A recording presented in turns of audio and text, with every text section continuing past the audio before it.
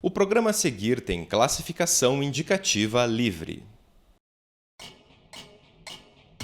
O humor é uma importante forma de manifestação artística e cultural, um instrumento relevante de compreensão da sociedade ao longo dos anos. Dizem os escritores que o humor é qualquer ato, palavra, música ou imagem que tenha a intenção de provocar risos ou sorrisos. E este é o tipo de arte que você vai ver no Caldo de Cultura de hoje. Mas não é só isso não, dá uma olhadinha nas nossas outras programações. Dar forma e contexto à argila é uma técnica com mais de 10 mil anos de história. Esta não é mais uma simples montagem do romance homônimo de Franz Kafka. Tá aqui o seu presente! Pode abrir!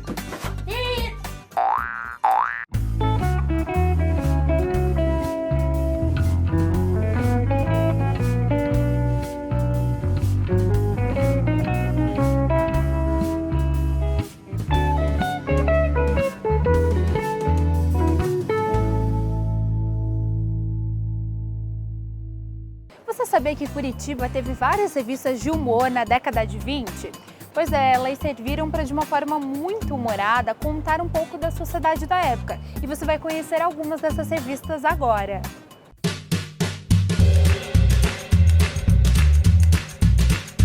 A primeira, mais antiga, que teve um caráter ilustrado, com humor, é a Galeria Ilustrada dos anos 80, criada pelo litógrafo Narciso Figueiras. Mas ela teve uma duração muito curta, de um ano. E a próxima revista de humor, decididamente de humor, que vai se apresentar assim, ela é de 1902, a Caras e Carrancas. A própria capa da revista é interessante porque ela tem a legenda, né, Caras e Carrancas, toda permeada de ornamentos que já são em forma caricatural, assim. Embaixo dessa legenda, com o título da revista, com esses elementos já humorísticos, sempre tinha espaço para uma outra imagem, que às vezes era uma imagem séria, né, como um retrato de um literato, ou às vezes ela era uma caricatura também. Naquele momento, esses anos, eles mostram uma tendência a tratar do riso não apenas pelo entretenimento ou diversão, mas o riso, inclusive, como uma forma de posicionamento político no mundo.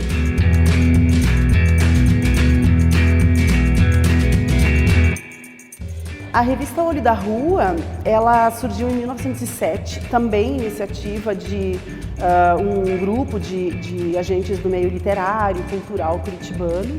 Então ela dura 4 anos, é uma revista bem encorpada, de muitas páginas, e a gente percebe que já o que mantém a revista aí é a publicidade. Ela tem um caderninho publicitário sempre nas primeiras páginas e nas últimas páginas da revista, coisa que já lá a revista Caras e Carrancas não tinha, né?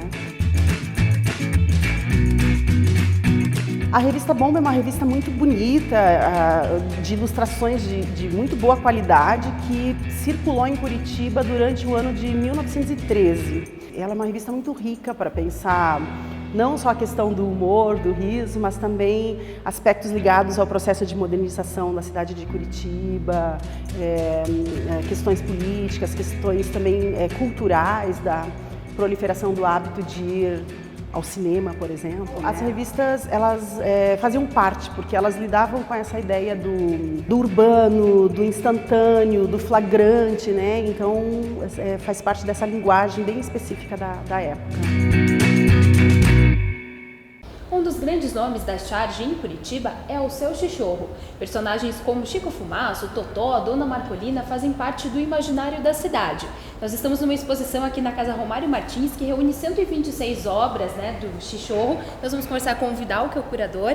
Vidal, quem foi essa figura tão marcante para a cidade, né? Quem foi o Seu Chichorro?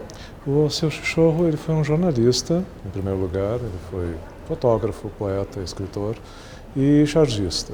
Ele nasceu em 1896, morreu em 1977, e durante esse período ele produziu inúmeras obras, mas ele ficou mais conhecido, e foi o seu trabalho mais marcante, o seu trabalho com charges. Ele produzia praticamente 300 charges por ano, às vezes eles repetiam, mas ele estava sempre renovando o seu trabalho, e ele fez isso até o fim dos anos 60, até os anos 60, quando terminou o jornal O Dia. Ele tinha um bom humor e uma ironia, assim, única, né? Sim, ele era um chargista muito irônico, Ele trabalhava muito com a ironia e a sátira dos costumes, dos hábitos, até da política da época. Bom, e como que vocês chegaram nessas 126 obras? Elas fazem parte da coleção do jornalista Saulo Pion Quadros. Isso, o Saulo Pion Quadros foi diretor do Dia e nós conseguimos acesso a esse material através do neto dele, Saulo Pion Quadros Neto, que é o herdeiro e o guardião desse material, entre outras coisas. Ele tinha uma espécie de rede intelectual, o Saulo Pion, o avô. Ele mantinha contato com quase todos os intelectuais curitibanos e, através desses contatos, como ele era editor do Dia, ele conseguia material não só para publicação no jornal, como para publicação eventual de livros. Ele conseguiu publicar um livro em que ele trabalhava com esse tipo de material, são basicamente artigos sobre assuntos de história e de jornalismo, assuntos de época. Esse material que ele conseguiu reunia, além de livros, poemas e biografias, reunia todas as charges do Chichorro. Não todas, mas um grande material de charges do Chichorro, que trabalhava no Dia. Vamos conhecer um pouquinho do trabalho dele, então? Com certeza. Uma das grandes marcas era a Dona Marcolina. Sim, a Dona Marcolina. Como que ele chegou nesses personagens, né? O Chico Fumaça. Existe até uma teoria de que o Chico Fumaça seja um alter ego do Chichorro. Ele também é um solteirão, como o Chichorro foi a vida toda, um bom vivant. E no caso do Chico Fumaça, ele mora com a tia dele, a Marcolina, que não se conforma com o estilo de vida do sobrinho, né? E ele tem essa atitude, em parte porque o próprio Chichorro tinha essa atitude. Ele era uma pessoa crítica, uma pessoa extremamente irônica, famoso por suas tiradas, né, pela sua atitude com relação aos políticos de época e ao que estava acontecendo no Brasil durante todo o período em que ele esteve ativo, né, durante os anos 30, 40, 50 e 60. Bom, aqui a gente tem uma parte de Natal, né? Algumas charges temáticas. Sim. Um pouquinho pra gente, então, do que o pessoal encontra aqui. Nós dividimos as charges em grandes temas, porque uma das características do Chichorro era trabalhar justamente em cima de temas. Cada charge dele era produzida a partir de algum artigo de jornal, talvez do próprio Dia, mas de outros jornais do Brasil também. E esse artigo era listado em cima da charge, uma chamada, e embaixo a charge, referindo-se a ele. Até aqui a gente pode ver, né? O título, embaixo sempre uma pequena conversa e aí a charge do Chichorro. E aí a charge em cima. Na verdade, o material que estava disponível para o Saul era basicamente só o desenho. O desenho em bico de pena e papel original era o único material que ele tinha disponível. Nós é que tivemos que ir atrás nos exemplares do Dia para encontrar a charge com a contextualização dela em cada época. Bacana. Aqui a gente vê então várias charges falando até de política internacional, né? Não ficava Sim. restrito ao Paraná, né? As charges são, a maioria delas, do final dos anos 50 e comecinho dos anos 60. Mas o Chichorro produziu charges com esses personagens que eles chamavam de calungas, o Chico Fumaça, a Marcolina e o cachorrinho do Chico Fumaça, o Totó, durante 30, quase 40 anos, né? E isso pegou bem a Segunda Guerra Mundial, pegou a Guerra Fria, então assuntos internacionais não faltavam. Há momentos em que o Chichorro colocava o Fumaça falando com Hitler, Mussolini, ou com Roosevelt e o Churchill. Isso era comum nos jornais da época. Bom, tem um espaço aqui também que vocês mostram como eram feitas as reproduções, né? Vamos ali conhecer, então? Sim. A nossa ideia era trabalhar com o conceito e o mundo do jornalismo desse período, porque o Saulo Pion é o foco da exposição, não o foco propriamente dito. O Saulo Pion, ele é o mentor dessa exposição, que todo esse material só é possível porque ele o coletou durante a sua vida como editor de jornal e passou para o seu descendente, para o neto. Esse material, ele remonta a um período do jornalismo que é completamente diferente do que é feito hoje em dia. E por isso a gente quis dar ênfase a essa parte, a gente quis mostrar como se fazia a transferência do desenho feito no papel com nanquim para a charge que ia para os jornais. E o processo é o processo do clichê. Muito obrigada, Vidal, por esse passeio, por ter nos apresentado ao seu Chichorro. E fica o convite, então, para o pessoal vir conhecer a exposição. Por favor, venham conhecer a exposição. O escritor Franz Kafka influenciou movimentos artísticos inteiros, como o surrealismo e o teatro de absurdos, tudo por conta de sua ironia. Um de seus romances, o livro O Processo, foi escolhido para uma adaptação teatral, que trouxe aos palcos o personagem Joseph K. de uma forma bem inusitada. Boa noite. Meu nome é Gregório do Vivier, eu sou ator convidado da noite. E eu não faço a menor ideia do que eu estou fazendo aqui. Me chamaram há uns 6 meses atrás e eu topei. E topei não só porque eu gostei da ideia, mas porque eu achei que coisa daqui a 6 meses a gente sempre topa, porque nunca vai chegar. E chegou hoje, eu estava em casa, eu recebi uma ligação e eu falei, é hoje! E eu vim correndo, achando que era às 9. Era às 8. Eu encontrei inclusive muitas pessoas ali que estão de prova, que eu realmente não sei o que vai acontecer hoje. E eu acho que esse é um grande barato dessa noite. Eu realmente não faço ideia, eu conheci a maioria dos atores agora. Eu só sei que eu vou interpretar o personagem Joseph K. Esta não é mais uma simples montagem do romance homônimo de Franz Kafka.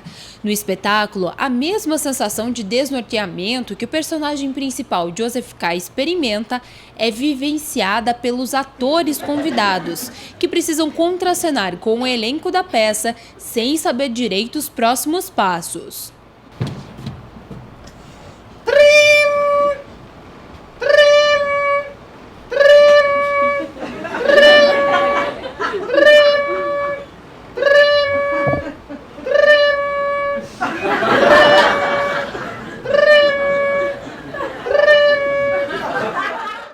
O personagem principal é preso sem saber o motivo.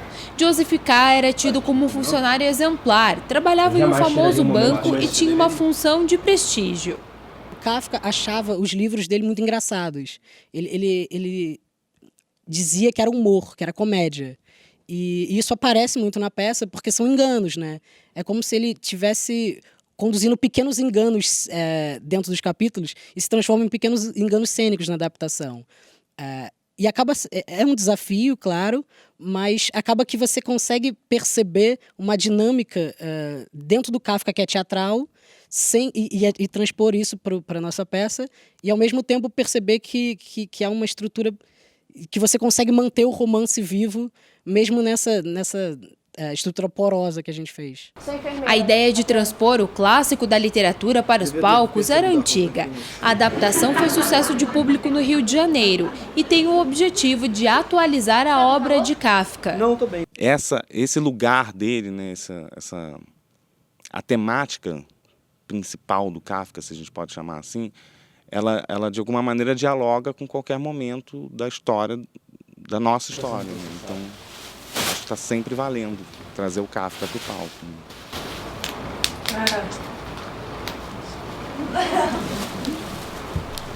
Sabe há quantos anos? K. 5 anos e meio. Bacana, né? A peça foi indicada ao Prêmio Shell em 2015 na categoria Inovação, pela atualização da obra e também pela forma de interpretação dos atores. Nós vamos a um rápido intervalo e depois a gente continua a falar de arte e humor.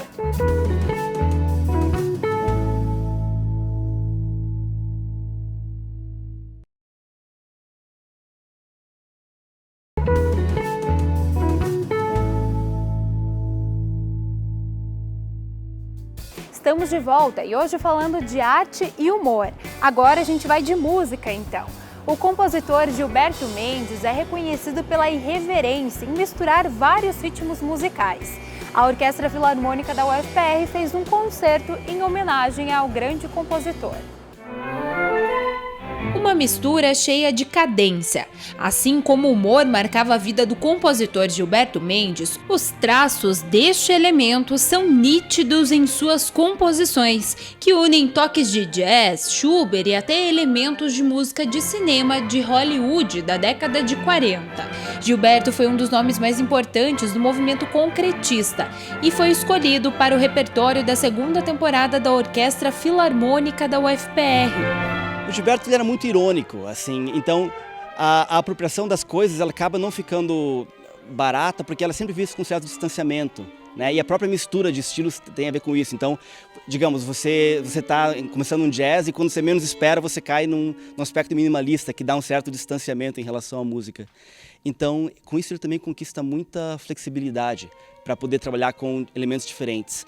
Essa peça que a gente vai fazer, composta acho que em 89, mas na década de 80, para um festival na Grécia, além da apropriação de estilos, ela tem mesmo citações de diversos melodias importantes do repertório da música. Então ele começa com uma frase que é muito parecida, por exemplo, com a Sagração da Primavera do Stravinsky, mas no saxofone, que logo vira um jazz. Então, por esse destacamento e esse humor mesmo, ele acaba tendo essa versatilidade, essa facilidade de transitar entre diversos meios. Ele tem várias obras muito bem humoradas, como, por exemplo, uma homenagem que ele fez ao Santos, time de futebol, que é o Santos Football Music, né, que é um happening com a orquestra que simulam a partida de futebol.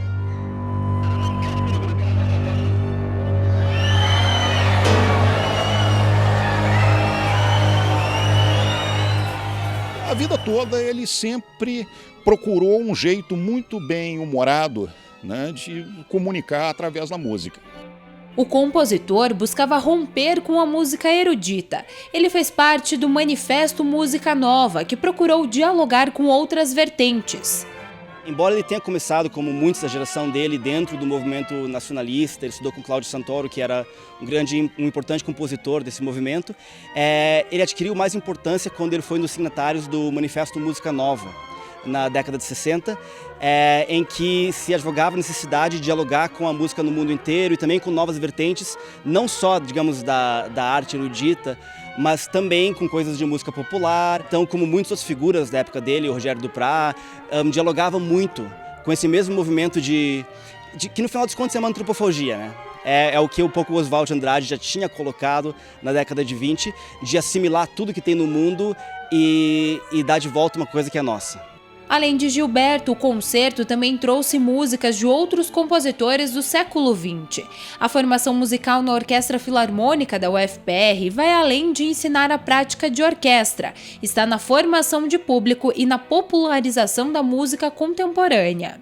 Muitas orquestras acabam tendo medo desse repertório, mas a gente entende que como uma orquestra de uma universidade pública que tem pesquisa e como uma orquestra majoritariamente formada por gente jovem que tem uma abertura, a gente pode apostar nisso, né? Contribui também para isso a minha formação como compositor e do Harry Crow, diretor artístico, como compositor e como pesquisador também de musicologia. Então, especialmente quando a gente consegue trazer junto música nova com música brasileira, como a gente faz do concerto de hoje, a gente sente que está cumprindo muito a nossa missão. O palhaço é uma das expressões de humor mais fortes dentro da arte. Bom, e para falar um pouquinho sobre isso, a gente está aqui com a família Palhaço, a Lilith, o Rafael e o Raul, e a gente vai conversar com eles sobre isso então. Lilith, vocês têm um projeto, né, de família Palhaço. Como que é isso? Então, é muito divertido porque a gente pega a realidade que a gente já tinha na nossa família, a questão de toda a comicidade, brincadeiras e tudo mais, e a questão dos meus pais também sendo palhaços, trazendo tudo isso. E a gente junta nesses vídeos pra fazer coisas divertidas pra, tipo... Porque tem muita gente que pergunta pra mim e pro meu irmão, por exemplo, tipo... Nossa, como que é ser filho de palhaço? Tipo... É normal, sabe? Então a gente fez bastante brincadeira, assim... tipo, mostrando situações do dia a dia. Como as pessoas podem achar que seja e como é na realidade. Que é como uma outra família, que tem pais advogados, vai ser daquele jeito, entendeu? Meu pai falou que ia fazer isso, eu tava andando com a minha cachorra... E com ele, na rua, assim, aí ele falou assim, nossa, Raul, tive uma ideia, que tal se a gente fizesse uns vídeos mostrando como é que é a nossa vida, se tem tanta gente perguntando, como é que é ser filho de palhaço? Aí a gente mostra como é que eles pensam que é e como é que é de verdade.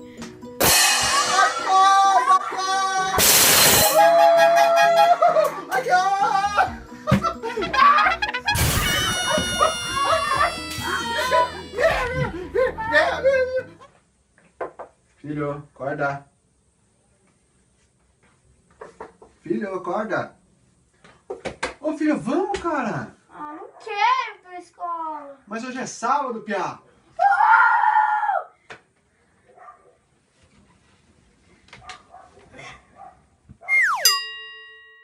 E o projeto saiu dos vídeos, ganhou os palcos e até voos mais altos. No mês passado, a família foi até a França para participar de um festival de teatro. A França veio essa ideia, minha filha desde os 5 anos, ela falava que queria ir para a França, então ela começou a fazer coleção de pequenas torres Eiffels, e a gente via desenhos onde tinha, e aquilo tudo. E aí, sempre foi alimentando esse sonho. Eu sempre gostei de viajar também, mas nunca tive essa oportunidade de fazer uma viagem internacional com o nosso trabalho. Tivemos a programação e falamos, agora vamos, mas então vamos em família. Só que daí tudo fica mais caro também, né? Mais passagem, tudo mais, mas vamos dar um jeito. E a gente já tinha umas reservinhas e falou, mas como é que a gente faz? Ano de crise, né? Todo mundo falando da crise, também chegou na palhaçaria. E aí a gente resolveu fazer o Catarse, né? Que é um crowdfunding, onde a gente fez espetáculo, a gente fez bolinhas de malabares, onde a gente também está gravando a videoaula e deu o nosso jeito. Então, a gente foi pra lá juntando o útil ao agradável, porque tinha um festival de teatro de rua lá em Aurillac, em agosto. E como já era uma coisa que eu queria há muito tempo, a gente pensou, nossa, então vamos nessa época que a gente pode aproveitar e levar o Circo S.A., né, o espetáculo dos meus pais, pra lá, pra ver uma coisa diferente. Então foi uma coisa muito, muito, muito legal mesmo.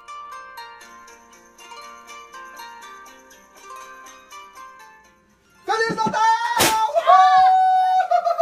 Feliz Natal, Feliz Natal, Feliz Natal, Feliz Natal, Feliz Natal! Foi um bom menino? Sim? Então peraí. Tem presente! Peraí, deixa eu procurar aqui qual que é o seu. Esse não, peraí. Achei! Tá aqui o seu presente. Pode abrir.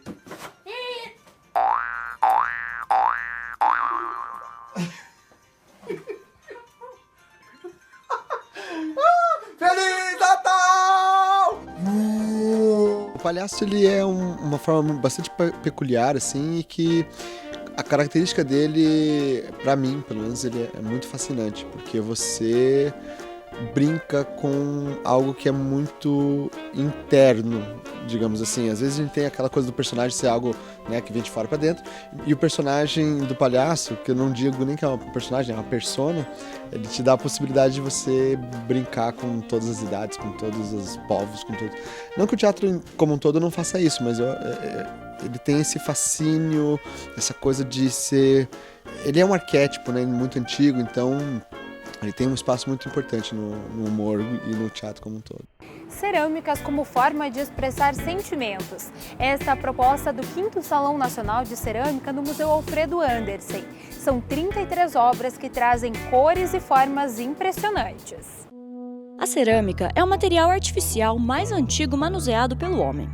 Dar forma e contexto à argila é uma técnica com mais de 10 mil anos de história e que permite uma variedade de formas e jeitos de representar ideias.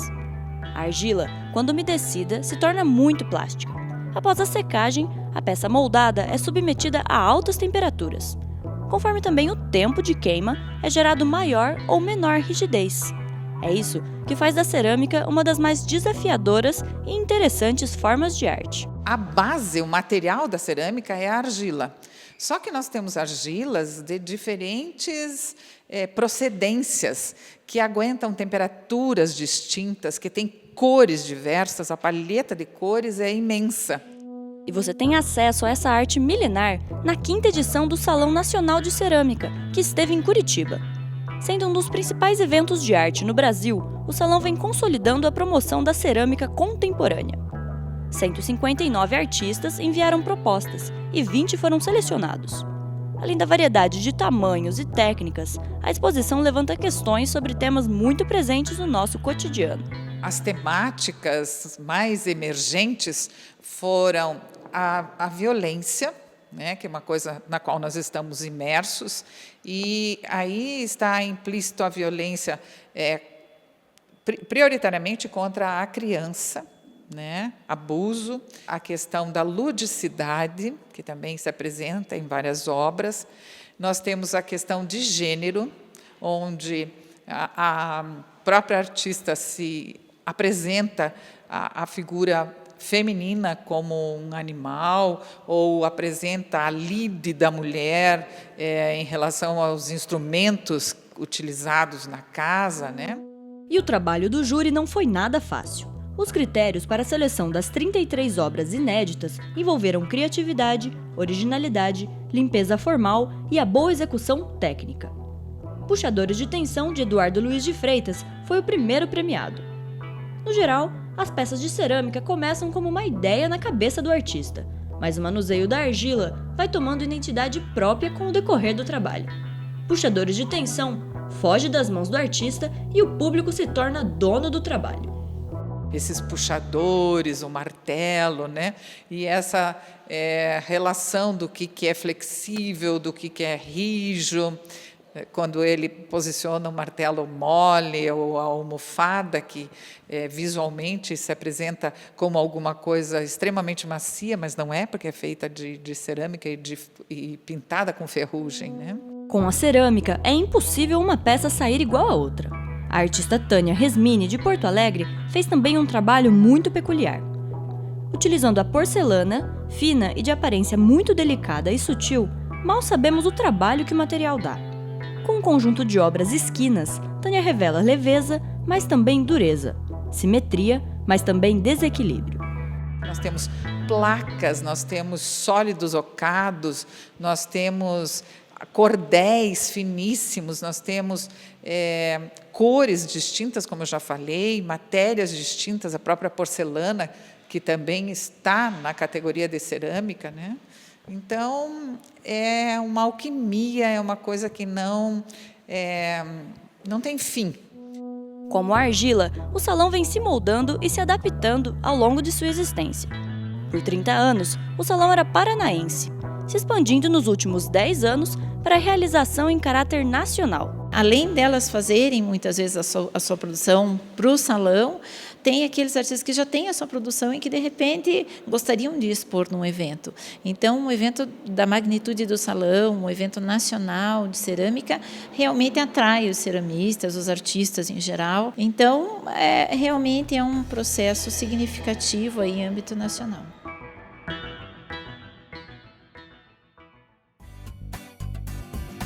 O Caldo de Cultura desta semana fica por aqui, mas você pode nos acompanhar nas nossas mídias sociais. Na semana que vem eu te espero com mais cultura. Tchau!